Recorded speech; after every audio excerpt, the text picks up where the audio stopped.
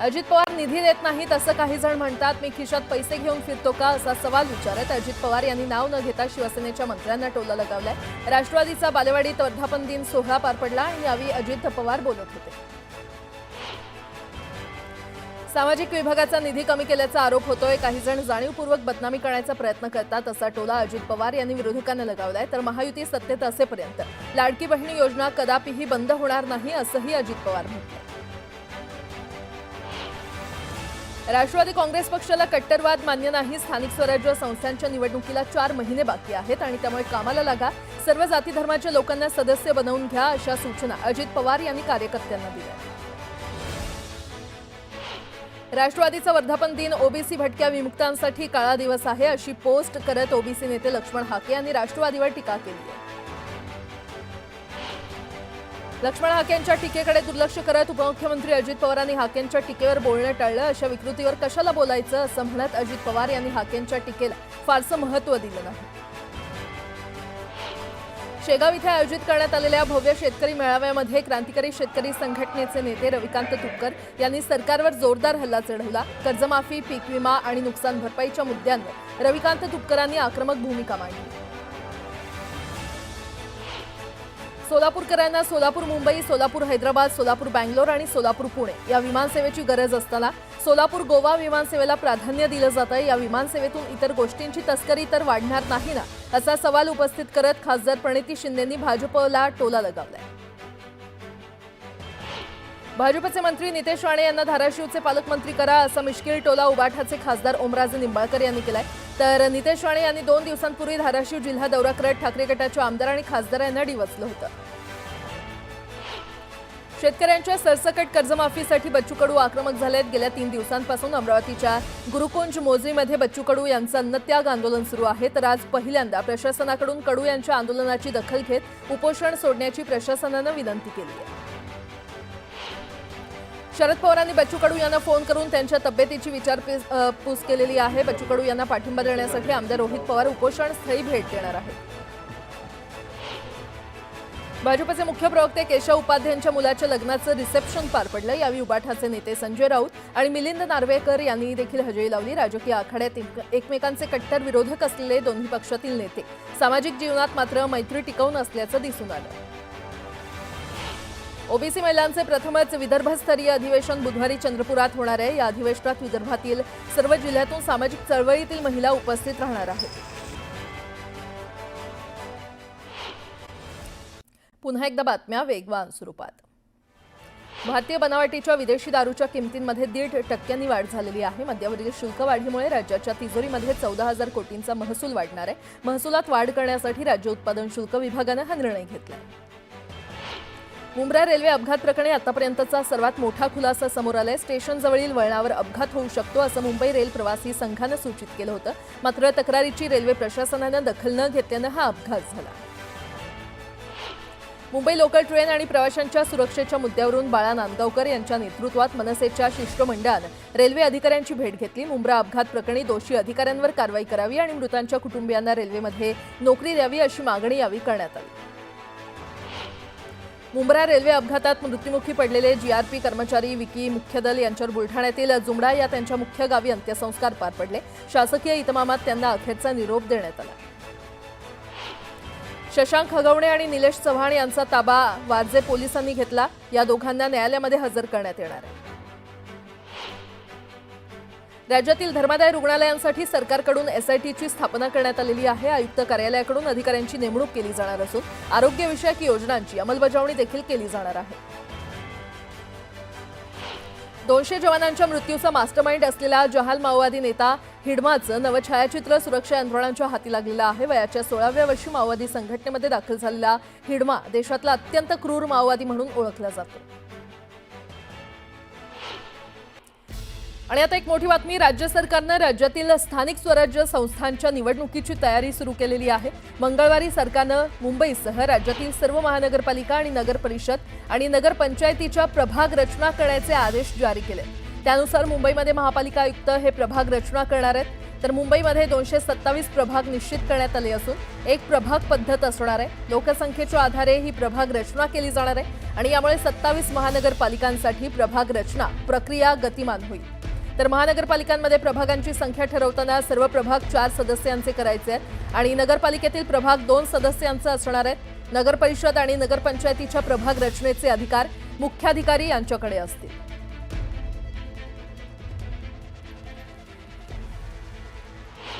लोकलच्या तिकिटातच एसी लोकलच्या प्रवासाची सुविधा देण्याचे प्रयत्न आम्ही करतोय असं मुख्यमंत्री देवेंद्र फडणवीस यांनी म्हटलेलं आहे। मुंबईतील रेल्वे दुर्घटनेनंतर याबाबत रेल्वे मंत्री अश्विनी वैष्णव यांच्याशी त्यांनी चर्चा केली आहे।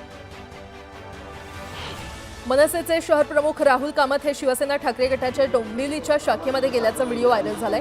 या व्हिडिओमुळे डोंबिवलीमध्ये पुन्हा मनसे आणि ठाकरे गट एकत्र येण्याच्या चर्चांना उधाण आले। ऐरोली रेल्वे स्थानकाबाहेर ठाणे बेलापूर महामार्गावर मोठा अपघात झालाय। रस्त्याच्या कडेला उभी असलेल्या चायनीज फूड विक्रीसाठी वापरल्या जाणाऱ्या गाडीच्या गॅस सिलेंडरमध्ये हा स्फोट झाला। सुदैवानं यामध्ये जीवितहानी झाली नाही। मुंबईला पाणी पुरवठा करणाऱ्या धरणातील पाणीसाठा 10% आलाय आणि त्यामुळे राखीव पाणीसाठ्यातून मुंबईची तहान भागवण्याचा निर्णय महापालिकेनं घेतलाय। यासाठी भातसा आणि अप्पर वैतरणातील राखीव पाणीसाठा वापरण्याची परवानगी राज्य सरकारनं दिली आहे।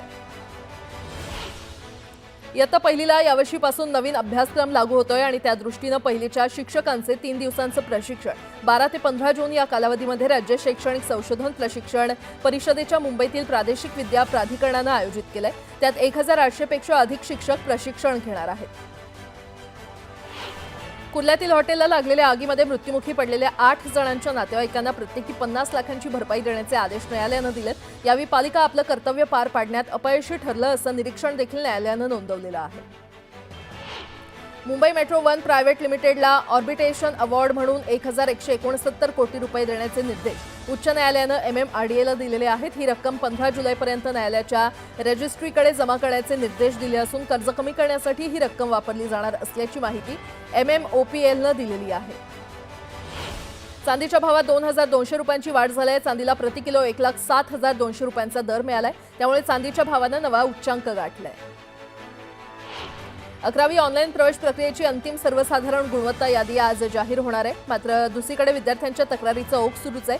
7 ते 9 जून दरम्यान मुंबईतील 381 विद्यार्थ्यांनी हरकती नोंदवल्या। राज्यातील शासकीय फिजिओथेरपी आणि ऑक्युपेशनल थेरपी या पदवी आणि पदव्युत्तर पदवी अभ्यासक्रमाच्या विद्यार्थ्यांच्या विद्यावेतनात वाढ करण्यात आलेली आहे। BSc नर्सिंग अभ्यासक्रमाच्या विद्यार्थ्यांना विद्यावेतन सुरू करण्याचा निर्णय मंत्रिमंडळ बैठकीत घेण्यात आला। जून अखेरीस विविध नोडमधील 22,000 घरं विक्रीसाठी उपलब्ध करण्याचा निर्णय सिडकोनं घेतलाय। संचालक मंडळाच्या बैठकीमध्ये त्यावर शिक्कामोर्तब केला जाण्याची शक्यता आहे। विशेष म्हणजे गेल्या गृह योजनेतील शिल्लक राहिलेल्या 16,000 घरांचा सुद्धा यामध्ये समावेश केला जाणार आहे। महाराष्ट्रासह देशभरातील टोल टॅक्सवरील वसुलीचा आकडा वर्षाकाठी 500 ते 1000 कोटींनी वाढत चालला असल्याची माहिती प्राप्त झाली आहे। टोल वसुलीच्या बाबतीत उत्तर प्रदेश पहिल्या तर महाराष्ट्र 4थ्या स्थानी आहे। संयुक्त राष्ट्रांच्या एका नवीन लोकसंख्या अहवालानुसार भारताची लोकसंख्या 2025 मध्ये 1.46 अब्ज होण्याचा अंदाज व्यक्त करण्यात आलाय। ही लोकसंख्या जगात सर्वाधिक आहे। देशाचा एकूण प्रजनन दर लोकसंख्या स्थिरतेसाठी आवश्यक दरापेक्षा देखील कमी झालाय। इक्विटी म्युच्युअल फंडामध्ये मे महिन्यातील गुंतवणूक तब्बल 22% घसरून 13 महिन्यांच्या निच्चांकी पातळीवर आलेली आहे। मे महिन्यात ही गुंतवणूक 19,013 कोटी रुपयांवर आलेली आहे। शाळेच्या पहिल्याच दिवशी विद्यार्थ्यांच्या स्वागतासाठी काही शाळांमध्ये राज्यपाल तर काही ठिकाणी मंत्री आमदार खासदार उपस्थित राहण्याची शक्यता आहे। महाराष्ट्र शासनाच्या निर्णयानुसार प्रत्येक उच्च अधिकारी मंत्री आणि लोकप्रतिनिधी यांनी 100 शाळांना भेटी देऊन शाळांची पाहणी करावी असं त्यामध्ये म्हटलं होतं। मुंबई शहरानं देशातील सर्वात महागडं शहर अशी ओळख अधोरेखित केलेली आहे। बांधकाम उद्योगाचा अभ्यास करणाऱ्या एका संस्थेनं केलेल्या सर्वेक्षणाद्वारे ही माहिती पुढे आली आहे। मुंबईमध्ये सध्या घरांच्या विक्रीचा प्रति चौरस फूट सरासरी दर हा 26,995 रुपये असा उच्चांकी आहे। वांद्रे पश्चिम इथल्या एका गृहनिर्माण संस्थेच्या व्यवस्थापन समितीला अपात्र ठरवण्याचा आणि संस्थेवर प्रशासकाची नियुक्ती करण्याचा सहकारी संस्थांच्या उपनिबंधकांचा निर्णय उच्च न्यायालयानं नुकताच रद्द केलाय। उपनिबंधकांची ही कृती बेकायदेशीर आणि सत्तेचा गैरवापर असल्याचे ताशेरे न्यायालयानं ओढवले आहे।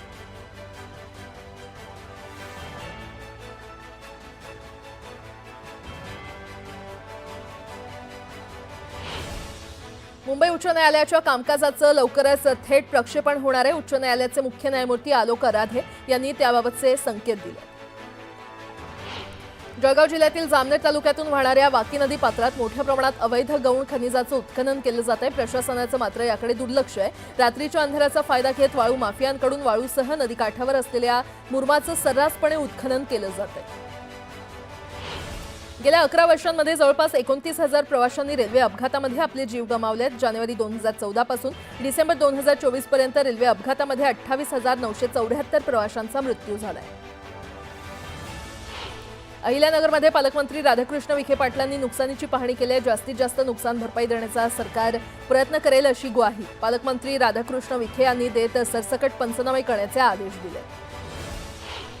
घनकचरा व्यवस्थापन विभागातील कामगारांच्या गैरहजेरीला चाप लावण्यासाठी मुंबई महानगरपालिका प्रशासनानं कठोर पाऊल उचलले. 45 दिवसांपेक्षा जास्त काळ एखादा कर्मचारी गैरहजर असल्यास त्याच्यावर कठोर कारवाई करावी असे निर्देश अतिरिक्त महानगरपालिका आयुक्त यांनी दिलेले आहेत.